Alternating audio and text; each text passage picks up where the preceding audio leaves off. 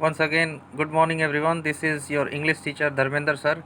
Now today we will discuss the next 4 paragraphs of the lesson, The Fun They Had. One who didn't listen or see my first video, you can go to the first part and listen it carefully and then move on to the next part. Today is May 4 and now we are on our 5th paragraph. Let's begin. The inspector had smiled after he was finished and patted मार्गी's head. जो वो county inspector था जिसने मार्गी के computer को ठीक किया था, वो मुस्कुराया जैसे ही उसने उस कंप्यूटर को ठीक कर दिया और मार्गी के सिर पर थपथपाया.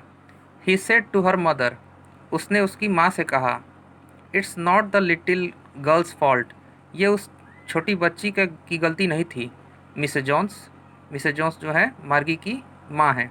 आई think the geography sector was geared a little too quick, मुझे लगता है कि जो जियोग्राफी का जो पार्ट था वो थोड़ा ज़्यादा आगे बढ़ गया था, बहुत तेज़ चल रहा था. दोज थिंग्स हैपन समटाइम्स, ऐसी चीज़ें कभी कभी होती रहती हैं.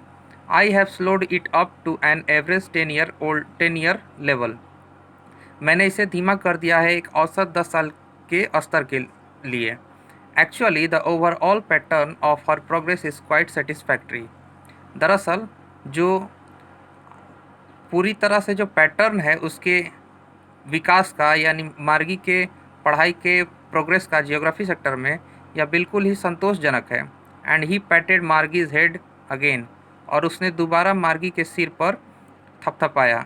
मार्गी वॉज डिसअपॉइंटेड, मार्गी जो थी वो निराश थी. She had been hoping they would take the teacher away altogether, वो आशा कर रही थी कि वे लोग उस शिक्षक को, यानी उसके कंप्यूटर टीचर को जो कंप्यूटर पर पढ़ाता था, उसे वो अपने साथ ले जाएंगे. They had once taken Tommy's teacher away for nearly a month because the history sector had blanked out completely. वे लोग एक बार टॉमी के टीचर को, यानी टॉमी के कंप्यूटर टीचर को एक बार ले गए थे लगभग 1 महीने के लिए, क्योंकि टॉमी के कंप्यूटर में जो हिस्ट्री का जो पार्ट था वो पूरी तरह से खाली हो गया था.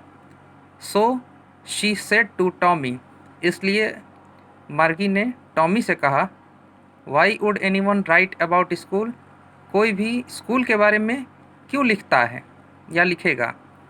Tommy looked at her with her superior eyes, Tommy जो है अपना सुपीरियरिटी भरे निगाहों से उसकी तरफ देखता है, यानी कि बड़े नज़रिए से देखता है.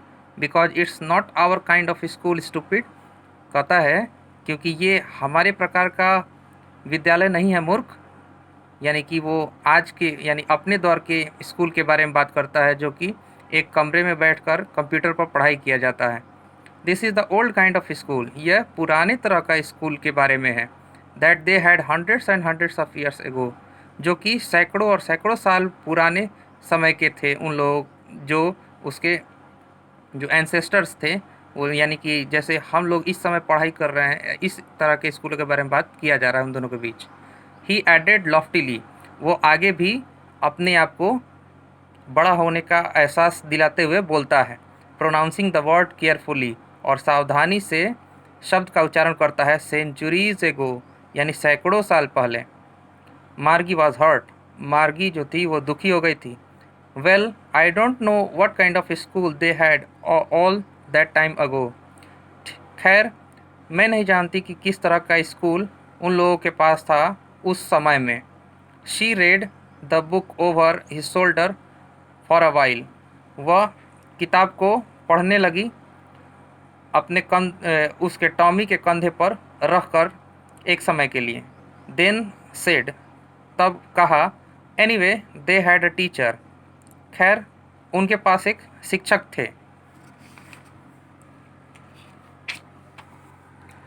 Sure they had a teacher, निश्चित तौर पर उनके पास एक शिक्षक थे. But it wasn't a regular teacher, लेकिन यह एक नियमित शिक्षक नहीं थे. नियमित शिक्षक यहाँ कहने का मतलब कि जो कंप्यूटर पर जब आप कंप्यूटर को ऑन करेंगे और जब आप पढ़ाई करना चाहते हैं, आपके टीचर आपके सामने प्रेजेंट हो जाएंगे और आपको पढ़ाएंगे. तो इस वजह से वो बोलता है कि it wasn't a regular teacher, कि ये रेगुलर टीचर नहीं था. It was a man. ये कौन होते थे पुराने समय में? टीचर एक मैन होते थे, एक आदमी होते थे। अ मैन, एक आदमी। How could a man be a teacher? एक आदमी कैसे एक शिक्षक हो सकता था? Well, he just told the boys and girls things and gave them homework and asked them questions. खैर, वो बस बच्चों को यानी कि लड़के और लड़कियों को चीज़ों को बताते थे और उन्हें होमवर्क दिया करते थे और उनसे प्रश्न पूछा करते थे। A man isn't smart enough. एक आदमी बहुत ज़्यादा स्मार्ट नहीं होता है। Sure he is. A man isn't smart enough ये मार्गी पूछती है, तब टॉमी जवाब देता है श्योर ही इज़। निश्चित तौर पर वह होते हैं। My father knows as much as my teacher. मेरे पिताजी जानते हैं जितना ज़्यादा मेरे शिक्षक जानते हैं। यानी वो अपने कंप्यूटर टीचर के बारे में बताता है। He knows almost as much. वह लगभग उतना ही ज़्यादा जानते हैं। आई बेचा। बेचा मीन्स आप कॉर्नर में देख सकते हैं बुक में। बेचा एक इन्फॉर्मल वर्ड है। इसका मतलब क्या होता है? आई बेट यू। और जो कि फास्ट स्पीड में बोला जाता है, इसका मतलब आई एम श्योर, यानी निश्चित तौर पर मैं कह सकता हूँ। Margie wasn't prepared to dispute that. Margie जो थी लड़ने के लिए तैयार नहीं थी टॉमी से। सी सेड, तो उसने कहा I wouldn't want a strange man in my house to teach me. मैं एक अजनबी आदमी को नहीं चाहती हूँ मेरे घर में आकर मुझे पढ़ाए। Tommy screamed with laughter. Tommy हंसी से चिल्लाने लगता है, हंसते हुए चिल्लाने लगता है। You don't know much. तुम ज़्यादा नहीं जानती हो मार्गी। The teachers didn't live in the house. शिक्षक जो होते थे वो घर में नहीं रहते थे। They had a special building and all the kids went there. उन लोगों के पास एक खास भवन होता था जहाँ बहुत सारे बच्चे वहाँ जाया करते थे। And all the kids learn the same thing. और सभी बच्चे एक ही चीज़ को सीखा करते थे। सॉरी, ये एक प्रश्न की तरह मार्गी पूछती है। And all the kids learn the same thing. क्या सभी बच्चे वही चीज़ सीखा करते थे? श्योर। टॉमी जवाब देता है श्योर, निश्चित तौर पर। If they were the same age. यदि वे एक ही उम्र के होते थे तो एक ही क्लासरूम में बैठते थे और एक ही चीज़ पढ़ाई करते थे। But my mother says a teacher has to be adjusted to fit the mind of each boy and girl. लेकिन मेरी माँ कहती हैं कि एक शिक्षक को एडजस्टेड होना चाहिए, यानी समायोजित होना चाहिए प्रत्येक लड़के और लड़कियों के दिमाग के अनुसार जो ये पढ़ाते हैं। And that each kid has to be taught differently. और प्रत्येक बच्चे को अलग अलग तरह से पढ़ाया जाना चाहिए। Just the same they didn't do it. उसी तरीके से वे लोग नहीं किया करते थे। दैट वे देन, तब के समय में।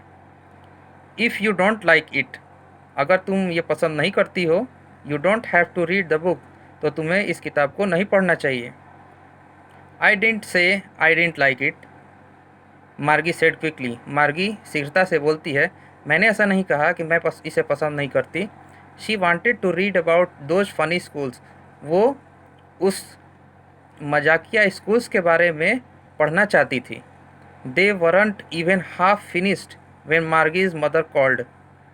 वे लोग अभी आधा भी ख़त्म नहीं किए थे उस बुक को, तभी मार्गी की माँ पुकारने लगती है, मार्गी स्कूल, यानी मार्गी चलो स्कूल का समय हो गया है। मार्गी लुक्ड अप। मार्गी ऊपर की ओर देखती है और बोलती है, नॉट येट ममा। नहीं ममा, अभी नहीं। Now said Mrs Jones. Mrs Jones डांटते हुए बोलती है, अभी। And it's probably time for Tommy too. और संभवतः टॉमी का भी ये समय हो गया होगा, यानी उसके भी स्कूल का समय हो गया होगा। Margie said to Tommy. Margie Tommy से कहती है, can I read the book some more with you after school. क्या मैं तुम्हारे साथ थोड़ा ज़्यादा पढ़ सकती हूँ स्कूल के बाद? तो बच्चों, प्यारे बच्चों, ये मैंने पार्ट 8 तक, यानी पैराग्राफ 8 तक मैंने ख़त्म किया है। और इसके आगे का नेक्स्ट वीडियो नेक्स्ट डे देखेंगे। तब तक आप भी रीडिंग करिए, रीडिंग पावर को बढ़ाइए। जितना रीड करेंगे उतना आपको स्टोरी समझ में आएगी। और आपको जो लोग पीछे के पैराग्राफ्स को नहीं पढ़े होंगे, फिर से दोबारा वीडियो पर जाइए पूरे फर्स्ट पार्ट पर, और जाके फिर से वहाँ से पढ़ना शुरू करिए और फिर पार्ट 8 तक आइए। तब आपको लगातार फिर से आप रिफ़्रेश हो जाएंगे, कहानी को समझ जाएंगे और तब छोटी छोटी बातों को मैं जैसे ही ये पार्ट ख़त्म करूँगा, आगे का एक और वीडियो बनाऊँगा जिसमें ये पैराग्राफ्स ख़त्म हो जाएंगे, टोटल 10 पैराग्राफ्स। और तब मैं आपको इन सारे पैराग्राफ से इंटरनल क्वेश्चन 2 से तो 3 क्वेश्चन पूछूंगा। तो इसलिए मैं आपको फिर से कहता हूँ कि आप फिर से एक बार पार्ट 1 से लेके पार्ट 8 तक को पढ़िए और तब आपको क्वेश्चंस के लिए प्रिपेयर्ड रहना होगा आगे के दिनों में। Thank you. आप अपना पढ़ाई आगे जारी रखें।